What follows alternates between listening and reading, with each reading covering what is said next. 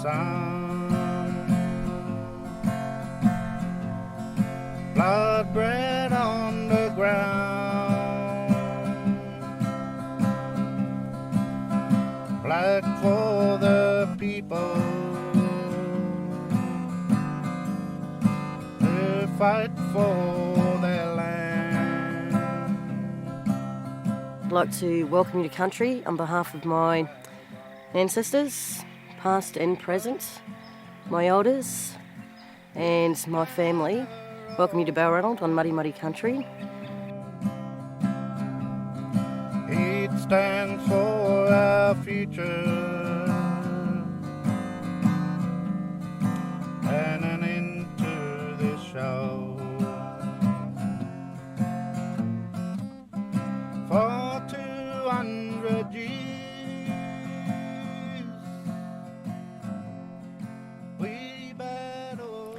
My name is Jeannie Charles, near Kelly, from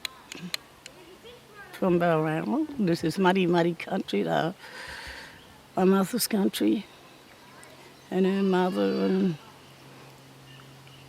it goes right back, great grandmothers. It's not recorded, but it's there. I'm Mary Pappin. I belong to the Mutthi Mutthi people from along the Murrumbidgee here. This is my mother's country. We link back to the Yitta who was her grandfather, Jeremiah Kirby. My grandmother was Lily Kirby, and actually my mother was born just not far from here, down at the depot. All along this river is all my grandmother's. Grandmother was born at Paker Station on Paker Creek, and my other grandmother was born at Junebung Swamps, which is up past Oxley. I was born Patricia Therese Kelly. I was called after my grandmother and one of my great aunties, but they call me Patsy. When I was born, it was in 1956, and the rivers here were very, very high. It was a flood year. My name's Tanya Charles. I'm a Mutthi Mutthi woman. I'm a descendant from Alice Kelly. She's the grandmother of us all, or the mother of us all from this area. My name's Verna Eade. I'm a Mutthi Mutthi woman. My parents are Mary and Joe Pappin. Grandparents Alfred and Alice Kelly. My name is Joseph. I'm 9 years old and I come from the Mutthi Mutthi tribe. I'm Blake. I'm 12 years old and I come from the Mutthi Mutthi tribe. My name's Braedyn and I'm 10 years old and I'm from the Mutthi Mutthi tribe. My name's Vadel. I'm 16 and I'm from the Mutthi Mutthi tribe. My name's Bryleigh and I'm 6 and I come from the Mutthi Mutthi tribe. And my name's Bernadette and I come from the Mutthi Mutthi tribe. And this is Bella. She's 3.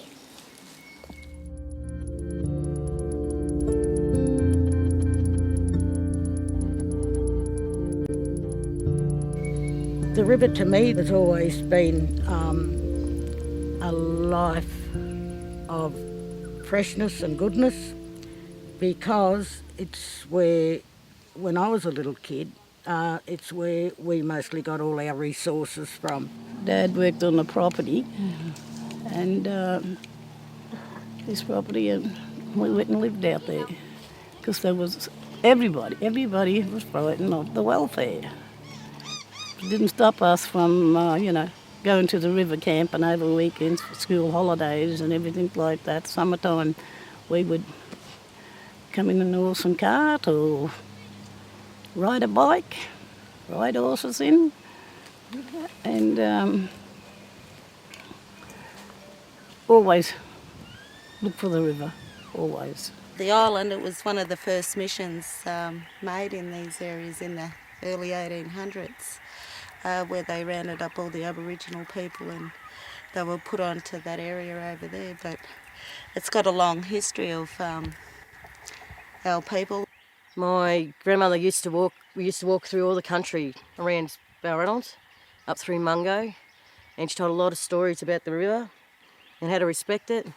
There was a yabby hole. We used to go down and catch yabbies with on a piece of cotton with some rotten meat on it and sit there for hours and just pull out yabbies and just walk the bush, pick the berries off the bushes out here, the ones we knew, the ones we could eat and the ones you couldn't eat, mushrooming.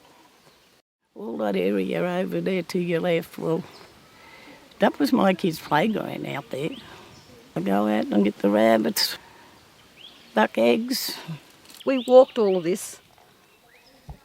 Just walked,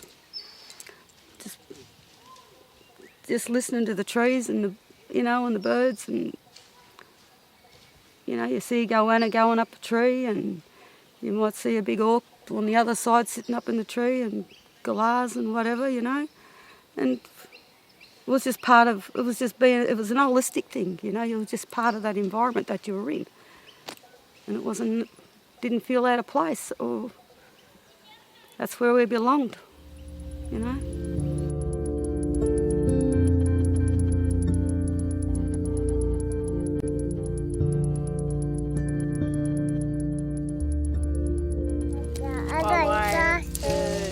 Hey, go out, use this fish, and it's so relaxing, and camping, you're just having fun. I like fishing. I like coming out with my family and looking for all the bush foods and building my mice. What I like about the river is when we always go out for walks in the river. Like a bushwalk. And I love the river because it's peaceful and it's nice and quiet. And this is where we bring the kids down and we teach the kids about the water, about the land, about, the environment. Because it all starts right here. The water is a meeting place. What would you be without the water? We're not desert people.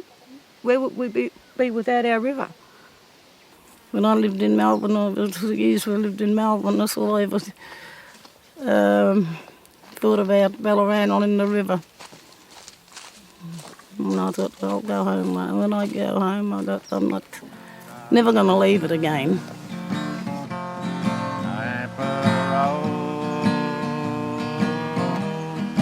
Take me back.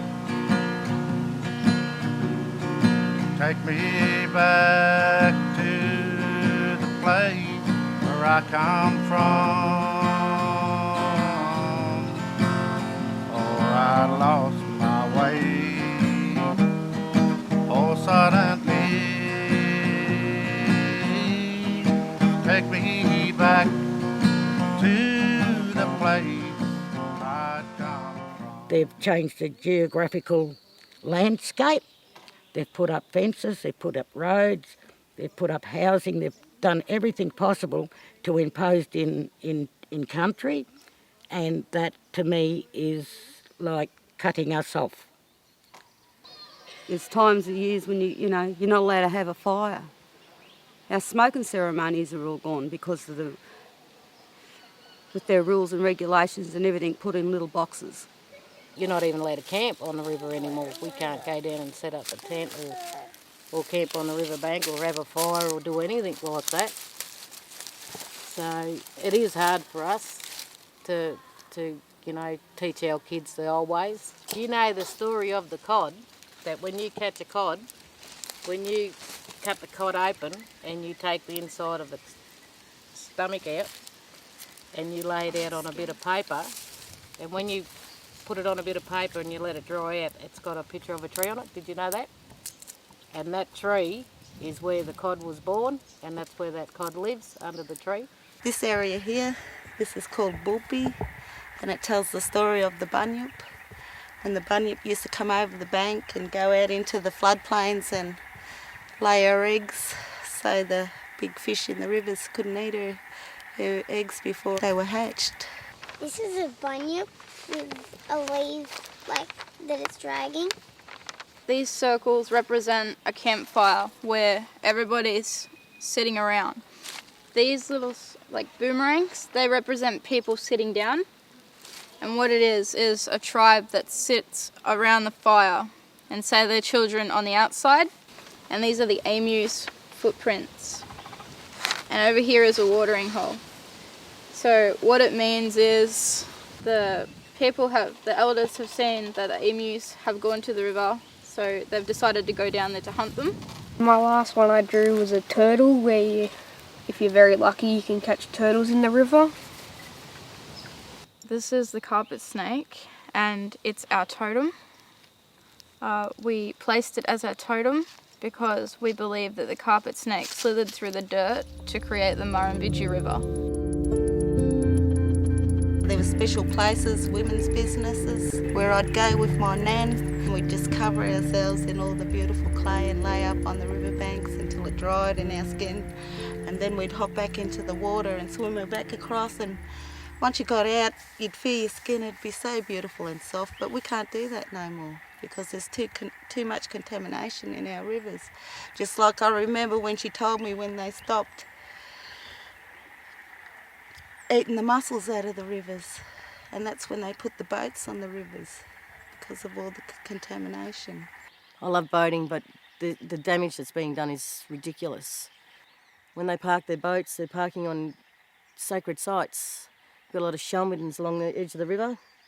When they bring the boats in and from the wash, the shelmidons are getting washed away. We used to have a beautiful big sandy bank, safe, shallow. It's gone. It's been damaged. The erosion, it's just like big shelves in the river now. All this country here, there's so many trees that have died because they haven't got that water where they've been getting it for thousands of years, I suppose. There's hardly any animals on the riverbanks anymore. Like we'd always see kangaroos and that coming down for a drink. The cockatoos, the pelicans. There was always lots of pelicans here. Not no more. I remember fish when I was little and they were so healthy and so vibrant, the colours. Now you catch a cod and it's sort of greys, they're not, vibrant greens and blues. The colours are changing. What I know, this river that gave me as a resource when I was little, I know it's not there now. Like the mussels and the crayfish, the good perch that our old people used to always feed us as we was growing up, as well as the odd codfish that you could catch. Now it's just that polluted with carp. I lived away for a lot of years, and when I come home I seen my river was stagnant. Wasn't even moving. There was nothing in there. It was just like a channel. And that was pretty heart-wrenching, seeing the river like that. It was very sad. 200 years, by the Jingo's years have done a lot of damage. For 200 years we battle and die to keep what was ours and to cling to our pride. But you stole our country, our songs and our laws, and you locked us away on the road to our grave. This so jealous blood red on the ground, black for the people who fight for their land.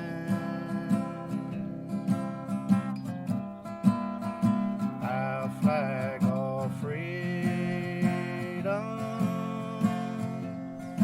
this banner of home,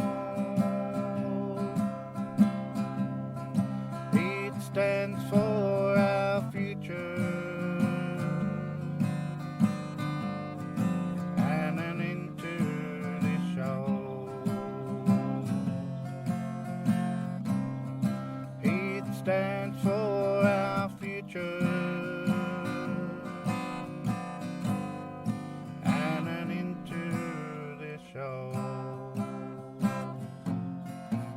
You know, we've been looking after these riverbanks for thousands and thousands of years.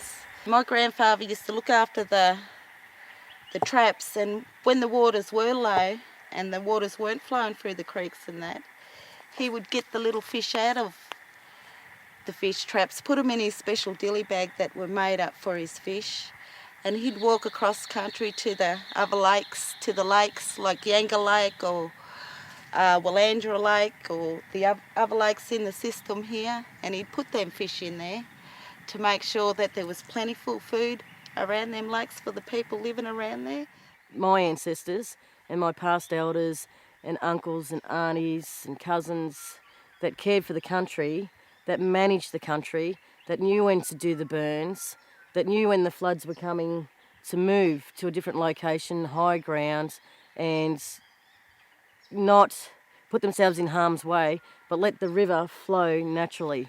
If you go back 60,000 years, this country, along with other tribal countries, those people lived in it for 60,000 years, used the resources but did not damage it.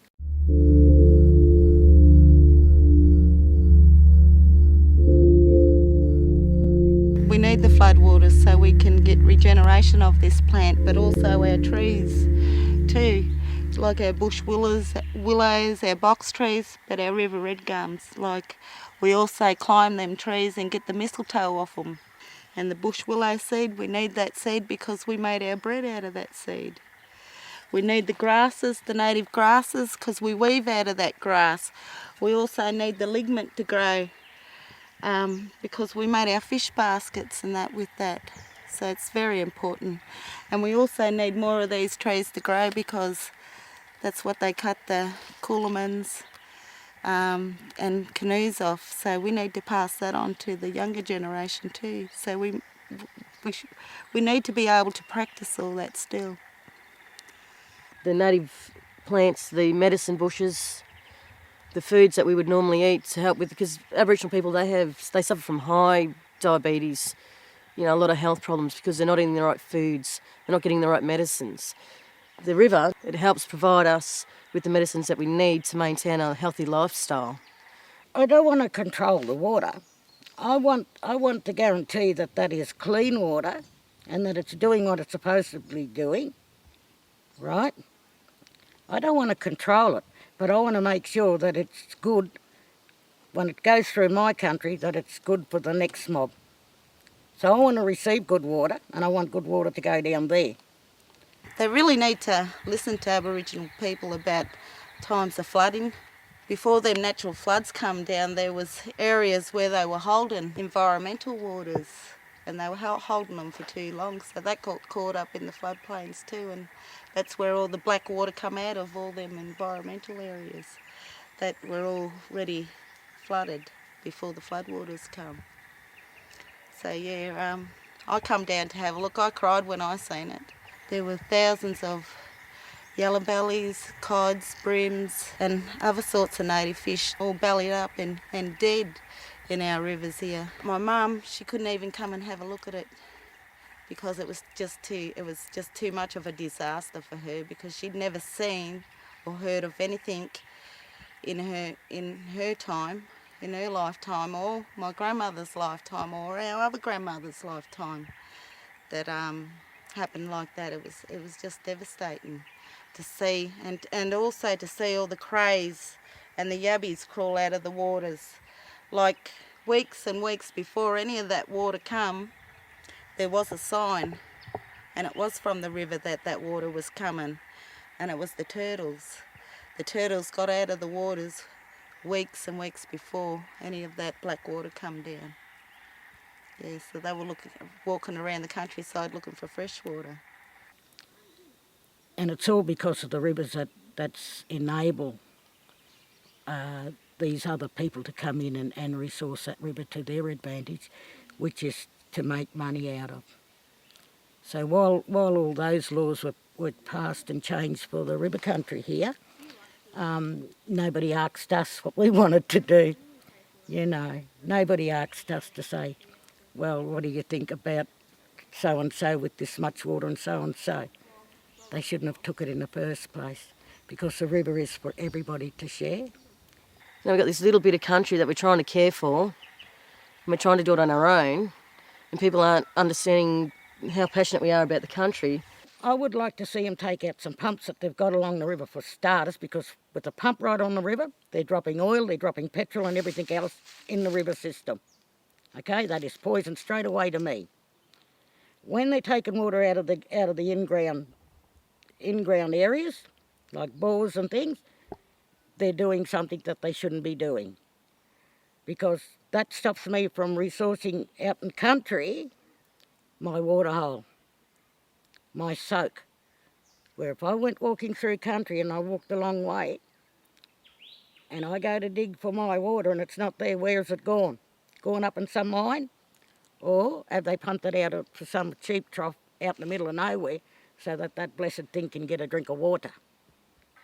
If they had to listen to the traditional owners from the get-go, 40 years ago, 100 years ago, then they may not have had and people would still have their families and they'd still be intact and they'd be living healthy lives. So I think that the damage is not just with the water, it's with the country, it's with these managers and these developers that are coming in and making decisions on behalf of our country and behalf of the people, but not hearing how the traditional owners actually manage the land. I'm just one little black fella sitting on the river here. They don't have to take any notice of me. And that's the way they look at it. That is the way they look at things. We need people with passion that can go in and give that message to the schools, and people in the cities that don't understand how we survive, how we operate, how we've adapted over the years, a lot of years. They don't get it. They need to come and they need to experience it and they need to walk the land. They need to see where we're coming from, feel our passion. Yeah, you can call it culture water, you can call it whatever kind of water you like. The thing is, this is my inherent right to this river country to make sure that that water is always flowing past my place. For me to use, like my ancestors set out for it to be, for me to use, to gather and to use the resources belonging to that river country within my country. And also it would bring back some of our laws by having that water back. The special ceremonies for women, for men. If we don't have the cultural flow back, we're going to lose all of our main ingredients for survival.